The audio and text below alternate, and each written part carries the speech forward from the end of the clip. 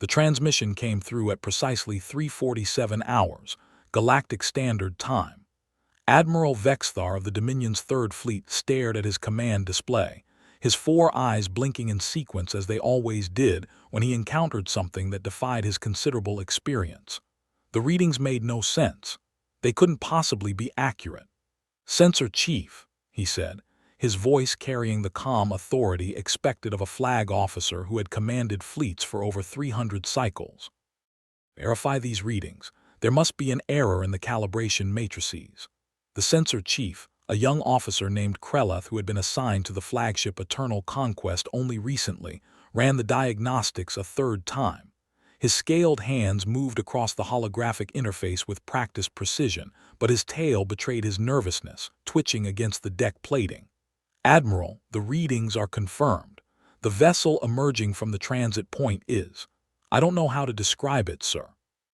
It doesn't match anything in our database. Not Dominion, not any of the client species, not even the extinct civilizations we've cataloged." Vexthar leaned forward in his command throne, his ceremonial armor creaking slightly with the movement. The Dominion had ruled this sector of the galaxy for over 10,000 cycles. They had encountered and subsequently conquered or eliminated over 200 sentient species. They had seen every conceivable design philosophy for spacecraft, from the elegant crystalline vessels of the Melodari to the brutal, asymmetric warships of the Creth-hegemony before their extinction. This was different. The ship that emerged from the swirling energies of the transit point was massive, easily 3 times the size of his own flagship. But size alone didn't concern him.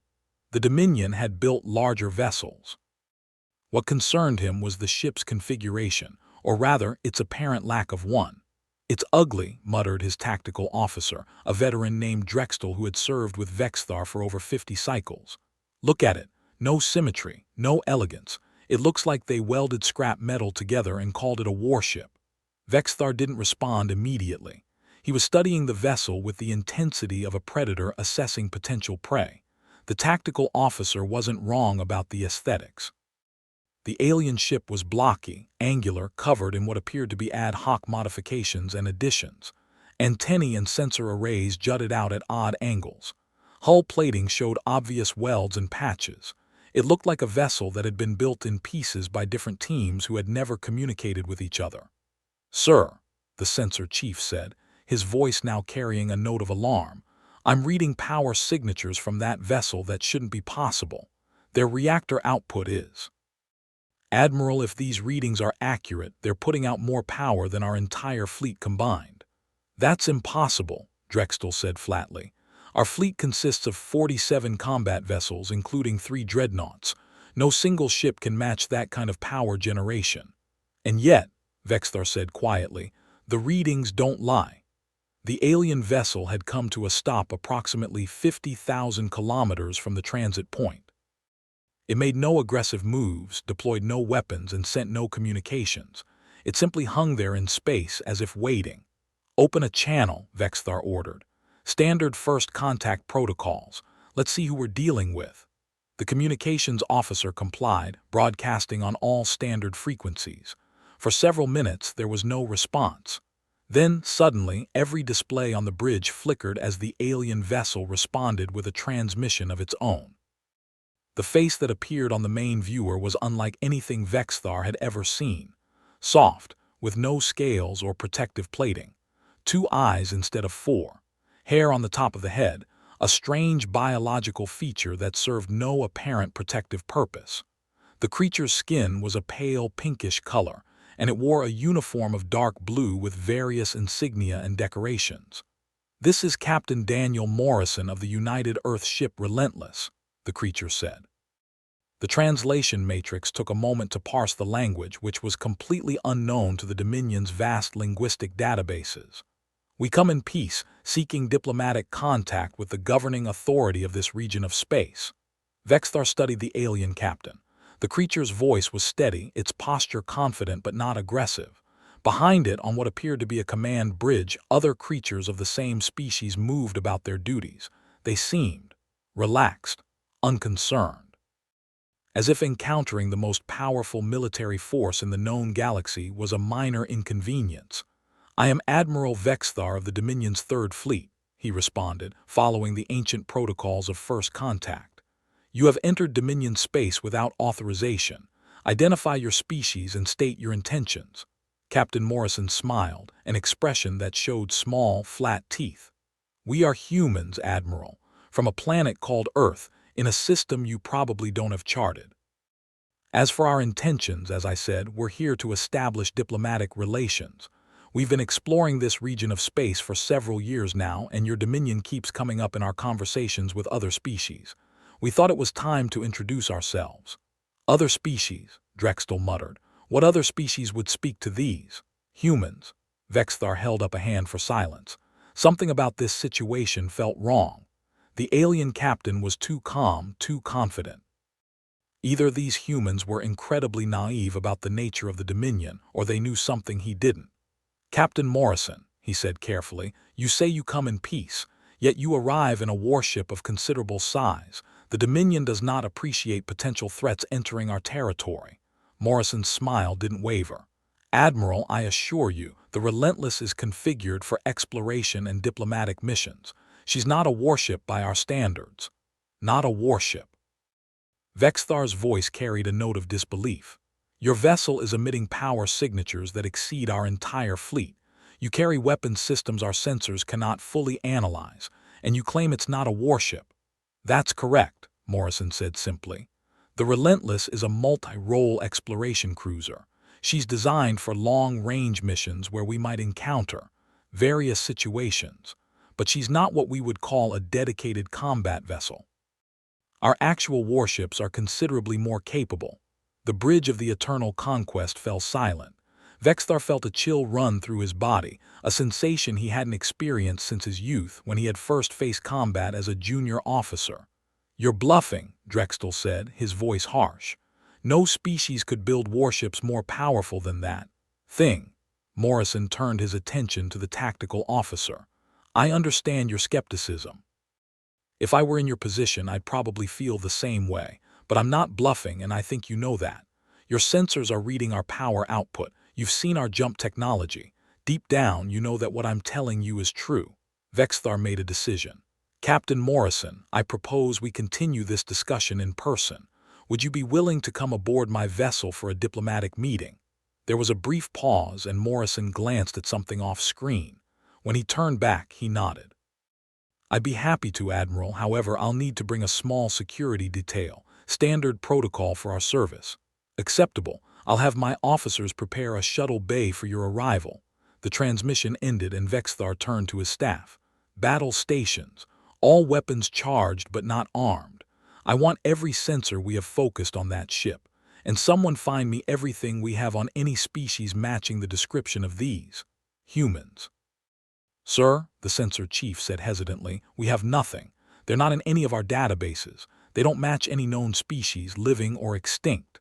"Then they're either very new to space travel," Drexel said, "or they're from somewhere beyond our explored territories." Vexthar nodded slowly. "Given the capabilities of that vessel, I suspect the latter. And that raises a troubling question. How did they develop such technology without us ever becoming aware of their existence?" No one had an answer. The human shuttle that arrived in the Eternal Conquest Bay was, like its mothership, surprisingly utilitarian. It lacked the graceful lines that characterize Dominion vessels, instead favoring a blocky, functional design that prioritized practicality over aesthetics. Captain Morrison emerged first, followed by 4 other humans in matching uniforms. Vexthar noted that they moved with the easy confidence of trained warriors, their eyes constantly scanning their surroundings without being obvious about it. "Admiral Vexthar," Morrison said, extending his hand in what the translation matrix identified as a gesture of greeting. "Thank you for receiving us." Vexthar regarded the extended appendage for a moment, then carefully grasped it with one of his own hands, mimicking the gesture. "Welcome aboard the Eternal Conquest, Captain. If you'll follow me, I've arranged for us to meet in my private conference chamber." As they walked through the corridors of the flagship, Vexthar observed the humans carefully. They seemed genuinely interested in their surroundings, but not overwhelmed or impressed. One of them, a woman with dark skin and close-cropped hair, was surreptitiously studying everything with what appeared to be a small handheld device. "Your ship is impressive, Admiral," Morrison said conversationally. "How old is she?" "The Eternal Conquest was commissioned 230 cycles ago," Vexthar replied. "She has served as the flagship of the Third Fleet for the past 40 cycles." Morrison nodded, doing quick mental calculations. "So about 300 Earth years, give or take. That's impressive longevity." "The Dominion builds vessels to last," Vexthar said with unmistakable pride. "Many of our ships serve for 500 cycles or more before being decommissioned." "I see," Morrison said. His tone was neutral, but something in his expression made Vexthar pause. They arrived at the conference chamber, a spacious room with a large table and displays showing the tactical situation in the surrounding space. Morrison and two of his officers took seats on one side, while Vexthar, Drextel, and his chief advisor, an older female named Silvara, sat on the other. "Captain Morrison," Vexthar began once everyone was settled, "let us speak plainly. You claim to come in peace, yet you arrive in a vessel of unprecedented capability. You say you seek diplomatic relations, yet you must know that the Dominion does not negotiate with lesser species. We conquer them."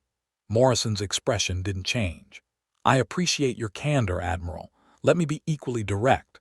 We're aware of the Dominion's history. We've spoken with survivors from several species you've conquered or attempted to conquer. We know exactly what kind of civilization we're dealing with." "Then you must know that your position here is precarious," Drextel growled. "One ship against our entire fleet, even a vessel as powerful as yours cannot hope to survive." Morrison turned to face the tactical officer directly. "With respect, sir, you're making assumptions based on incomplete information. Allow me to correct some of your misconceptions." He gestured to the woman who had been scanning everything with her device. "Lieutenant Commander Lisa Chen is my science officer."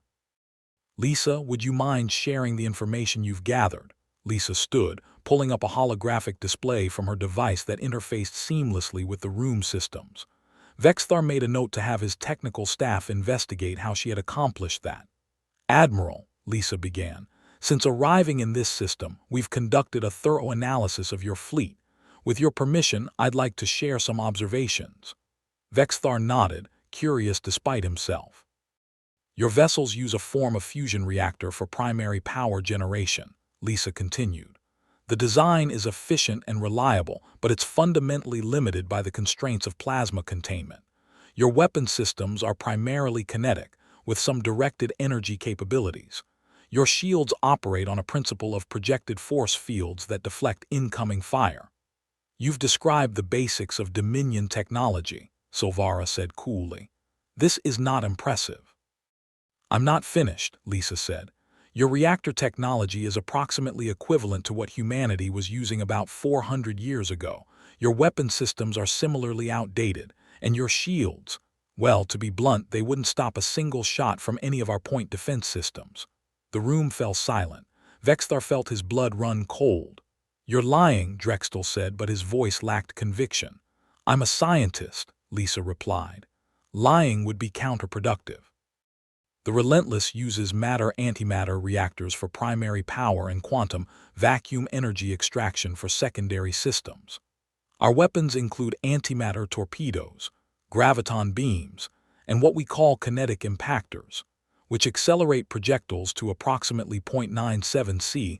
Our defensive systems include ablative armor, regenerative shields, and point defense lasers capable of intercepting incoming fire at distances up to 50,000 kilometers. She paused, letting her words sink in. "In a direct engagement between the Relentless and your entire fleet," she concluded, "we estimate the battle would last approximately 14 minutes. That's if we were trying to minimize casualties on your side." Vexthar stood slowly, his mind racing. Everything he had believed about the Dominion's place in the galaxy was crumbling before his eyes. For 10,000 cycles they had been the apex predators, the unquestioned masters of every species they encountered. And now, a single vessel from an unknown civilization had arrived and casually declared them obsolete. If what you say is true, he said carefully, then why are you here talking to us? If you could destroy us so easily, why bother with diplomacy? Morrison smiled, and for the first time, Vexthar saw something other than confidence in his expression. He saw hope. Because, Admiral, we don't want to destroy you. We've spent a long time getting to where we are, and we've made plenty of mistakes along the way. We've learned that conquest and domination are ultimately self-defeating strategies. They breed resentment, resistance, and eventually rebellion. The resources you spend maintaining control over conquered peoples are resources you can't use for exploration, science, or improving the lives of your own citizens. He leaned forward, his eyes meeting Vexthar's. We're here to offer you a choice. You can continue on your current path, maintaining your empire through force and intimidation. Eventually, you'll encounter a species that's more advanced than you are, and they may not be as inclined toward peaceful solutions as we are. Or you can change. You can start treating other species as potential allies instead of subjects. You can redirect the resources you spend on military expansion towards scientific research and economic development. You can become something greater than what you are. And if we refuse, Drexel demanded, Morrison's expression hardened. Then we leave and we make it known throughout this region that the Dominion has been found wanting. We offer protection and alliance to the species you've oppressed. We share our technology with those who are willing to use it responsibly. And we watch as your empire crumbles, not from military defeat, but from the weight of its own injustice. He stood, his officers rising with him.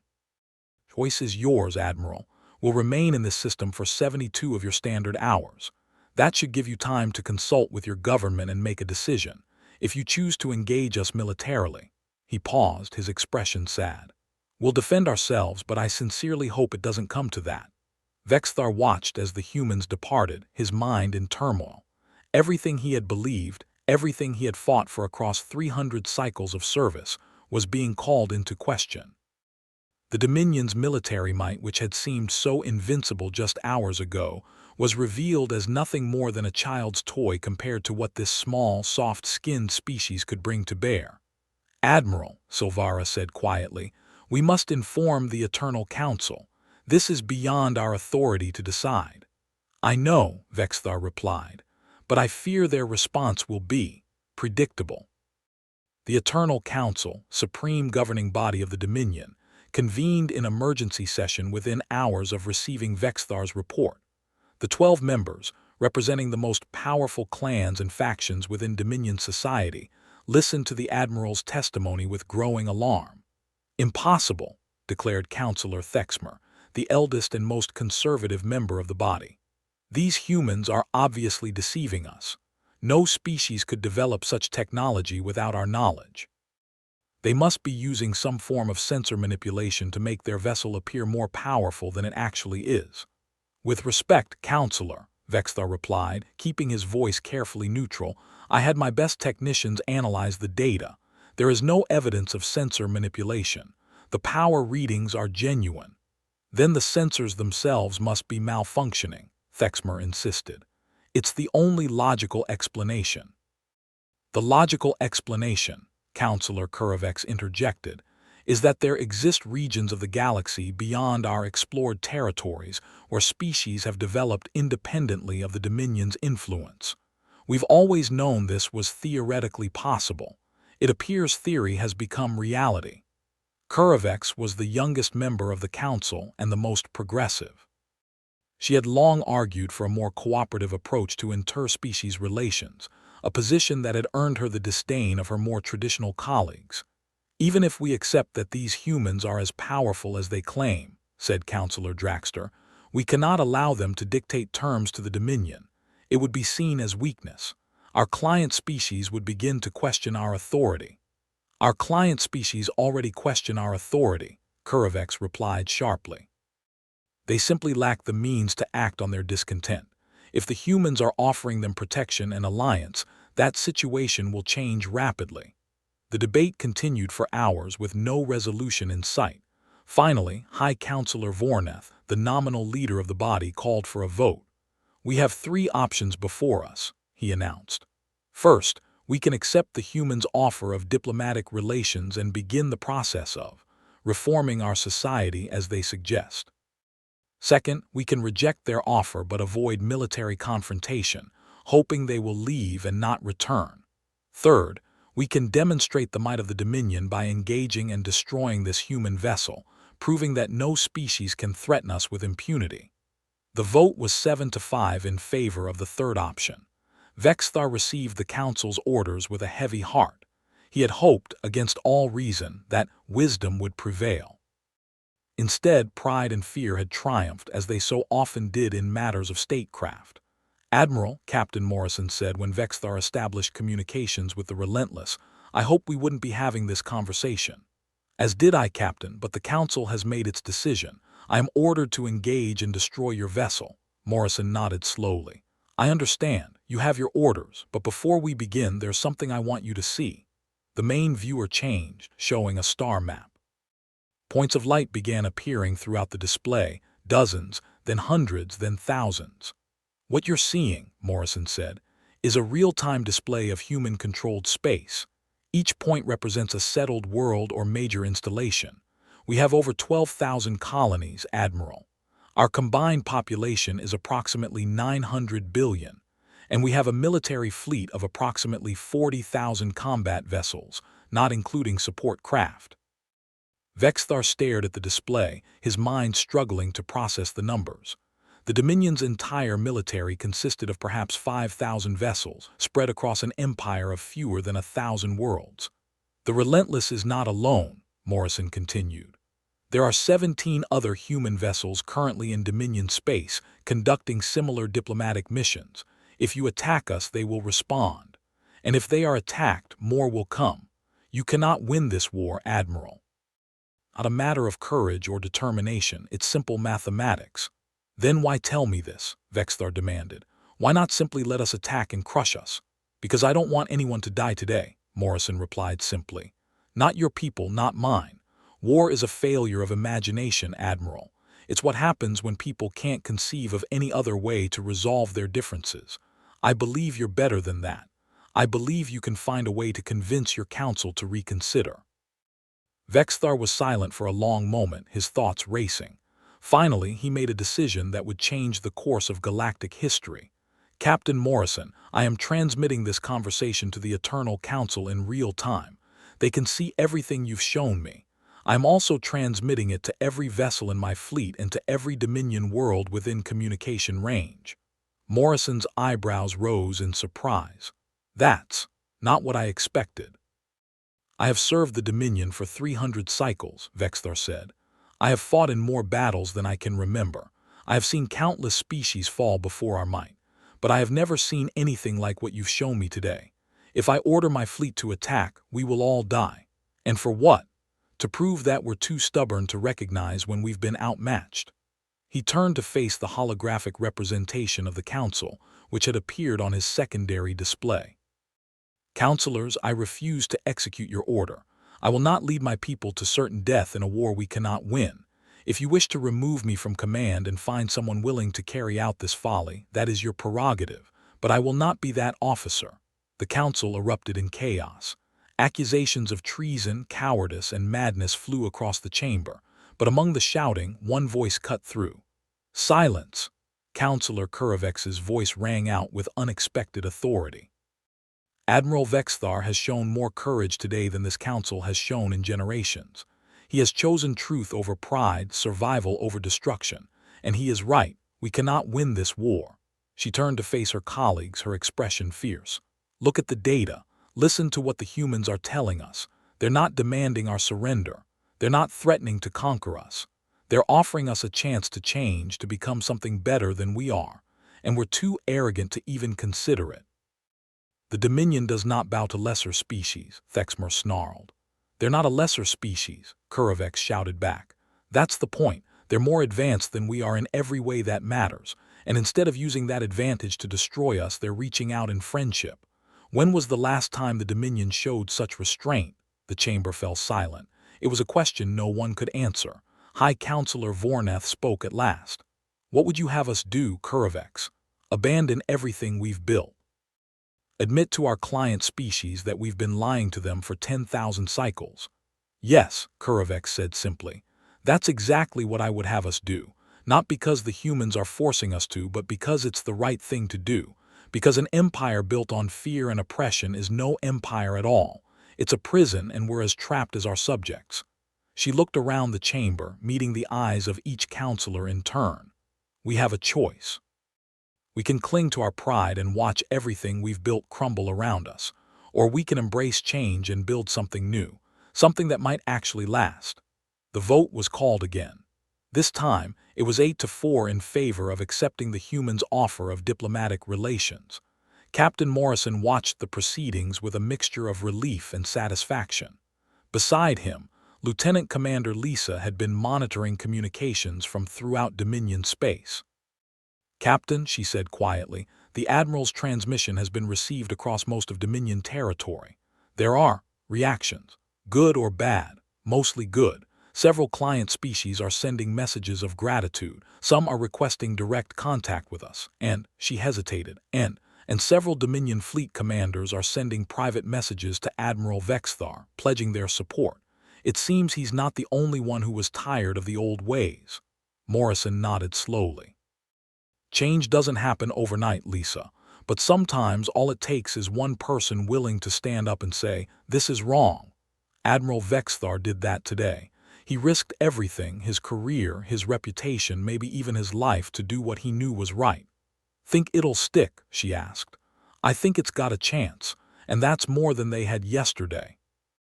The formal treaty between the United Earth Federation and the Dominion was signed 3 months later, in a ceremony broadcast throughout both civilizations. Admiral Vexthar, who had been promoted to Supreme Fleet Commander by a grateful council, stood beside Captain Morrison as the documents were exchanged. "You know," Vexthar said quietly as the celebration continued around them, "when I first saw your ship, I thought it was the ugliest vessel I'd ever encountered." Morrison laughed. "It is ugly. We're not big on aesthetics. Function over form, that's the human way. I've been studying your history," Vexthar continued. "Your species nearly destroyed itself multiple times before achieving space travel. Wars, environmental destruction, weapons capable of rendering your entire planet uninhabitable. How did you survive?" Morrison was quiet for a moment, considering the question. "We learned," he said finally. "Every time we came close to extinction, we learned something. Not everyone, and not all at once, but enough of us. We learned that competition only gets you so far. We learned that treating other people as enemies or resources to be exploited is ultimately self-defeating. We learned that the only way to truly succeed is to bring everyone along with you." He looked at Vexthar, his expression thoughtful. "Your people are going to face some difficult times ahead. Change is never easy, especially when it challenges beliefs that have been held for thousands of years. There will be resistance, setbacks, maybe even violence. But if you're willing to learn, if you're willing to adapt, you'll come out the other side stronger than you ever were. And humanity will be there to help." "We'll be there," Morrison confirmed. "Not to tell you how to live, but to offer our experience, our technology, our friendship. What you do with it is up to you." Vexthar nodded slowly. "When I was young, I was taught that the measure of a civilization is its military power. The more species you conquer, the greater you become. I believed that for most of my life. And now I think the measure of a civilization is how it treats those weaker than itself. By that standard, the Dominion has much to answer for, but perhaps that's the point. Perhaps redemption is possible if we're willing to work for it." Morrison smiled and extended his hand. Vexthar took it without hesitation. "Welcome to the galactic community, Admiral. It's going to be an interesting journey." 5 years later, the transformation of Dominion space was well underway. The Empire had become a federation, with each member species granted equal representation in the new governing council. Military resources had been redirected toward exploration, scientific research, and infrastructure development. Trade flourished as former client species were encouraged to develop their own economies and industries. There were problems, of course. Some Dominion hardliners refused to accept the new order and had to be dealt with. Some former client species harbored deep resentments that would take generations to heal. and the adjustment from a conquest-based economy to one based on mutual cooperation was neither smooth nor painless. But the progress was real. For the first time in 10,000 years, the peoples of the former Dominion looked to the future with hope rather than fear. Admiral Vexthar, now in his final years of service, often reflected on the day that had changed everything. He had expected to die that day, either in battle against an unbeatable enemy or executed for treason against the council. Instead, he had lived to see his civilization transformed. He kept a holographic image of the Relentless in his office, that ugly, blocky vessel that had seemed so laughable when it first appeared. It reminded him of the lesson he had learned that day, a lesson that he tried to pass on to every young officer who served under him. Power isn't just about weapons and warships. True power comes from wisdom, from the willingness to learn and change and grow. The humans understood that. They had built their civilization on cooperation and mutual benefit rather than conquest and domination. And when they encountered the Dominion, they hadn't sought to destroy it. They had offered it a choice. The right choice wasn't always the easy one. Sometimes it required admitting that everything you believed was wrong. Sometimes it required standing against your own people, risking everything you had worked for your entire life. But it was always worth it. On the bridge of the newly commissioned Friendship Among Stars, the first jointly designed vessel built by humans and the former Dominion species working together, Captain Morrison and Supreme Commander Vexthar stood side by side, watching as the ship prepared for its maiden voyage. "Still ugly," Vexthar observed, looking at the ship's exterior on the view screen. The vessel combined human functionality with Dominion aesthetics, resulting in something that was neither purely one nor the other. "Beauty is in the eye of the beholder," Morrison replied with a grin. "Although I have to admit, your designers did improve our basic design quite a bit, and your engineers found ways to make our systems 3 times more efficient," Vexthar acknowledged. "It seems we each have things to teach the other." "That's kind of the point, isn't it?" The ship hummed with power as its hybrid reactor came online. Somewhere in the engineering section, human and Dominion technicians worked side by side, solving problems that neither species could have tackled alone. On the medical deck, doctors from a dozen different species prepared for the mission ahead, ready to care for crew members of every conceivable biology. It wasn't perfect. There were misunderstandings, cultural clashes, moments of frustration and friction. But there was also laughter, friendship, and the unmistakable sense of something new being born. "Ready for launch, sirs," the helmsman reported. He was a young officer from one of the former client species, chosen for this historic mission as a symbol of the new order. Morrison looked at Vexthar. "Care to do the honors?" The old admiral stepped forward, his scales gleaming in the light of the bridge displays. For a moment he looked out at the stars, thinking of all the journeys he had taken, all the battles he had fought. None of them had brought him to a moment as significant as this one. "Helm," he said, his voice steady and strong, "take us out." The Friendship Among Stars leapt forward into the void, carrying its diverse crew toward the unknown. Behind them, a galaxy that had known only conflict and conquest for millennia was learning, slowly and painfully, to choose a different path. It was a beginning. And somewhere out there, watching from the bridge of another vessel, Captain Morrison smiled. This was why humanity had reached for the stars, not to conquer, not to dominate, but to find others who shared their curiosity, their hope, their belief that the universe was big enough for everyone. The Dominion had thought they couldn't build warships like the Relentless. They had been right, but not in the way they imagined. Humanity hadn't just built better weapons. They had built a better way of living, a philosophy that valued cooperation over conquest, wisdom over brute force. In the end, that was the humans' true strength, not their antimatter reactors or graviton beams or kinetic impactors. It was their stubborn, irrational belief that things could always get better, that enemies could become friends, that the darkest chapters of history didn't have to repeat themselves. The Empire had realized their fatal mistake too late to avoid the consequences, but early enough to change their fate. And as the stars wheeled overhead and new adventures beckoned from the endless dark, Both species looked to the future with something they had rarely felt before: hope.